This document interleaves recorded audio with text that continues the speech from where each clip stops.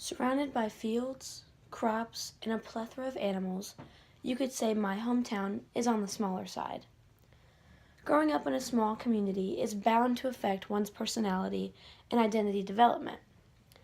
I'm a more personable, outgoing, and have been gifted with what some may call Southern charm.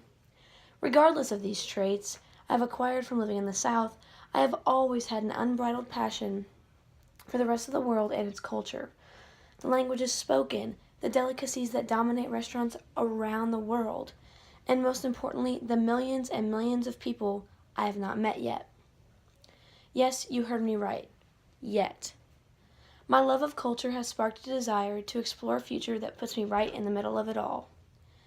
As a senior in high school, the pressure to make important decisions concerning your college future is on full blast. After years of thinking I was going on the pre-med track and eventually becoming a pediatric surgeon, I decided to completely turn my premeditated decisions upside down and decided to go into a field of study where I have zero academic experience, international affairs/relations. Now you may be thinking, how does she know she wants to study global affairs? Well, the answer is simple. I've been immersed in culture since a very young age. Growing up, my parents didn't buy us the newest toys or the nicest clothes because they were always saving for our next big trip. When I was younger, I absolutely hated this because I just assumed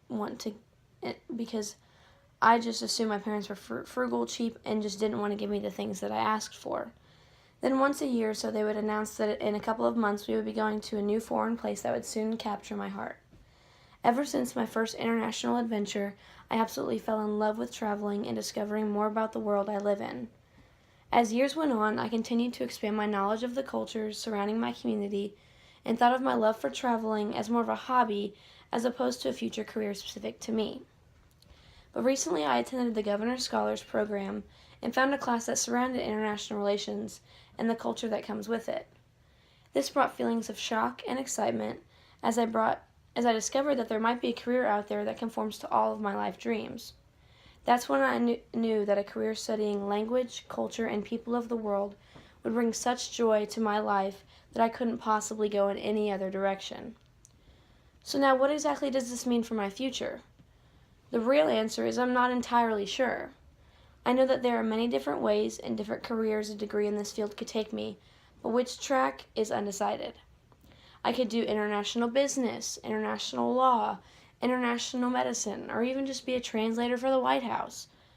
My love of culture will propel my future career into full speed as I embark to college in the next few months.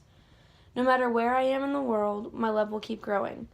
My yearn for knowledge will be heightened as I enter my journey of finding the hidden secrets of the world. Our Earth is a magnificent place, and I hope to share my passion with others so that they too can share an interest towards traveling. So if you are ever presented with the opportunity to travel outside of your community, go for it, and remember, the world is your oyster.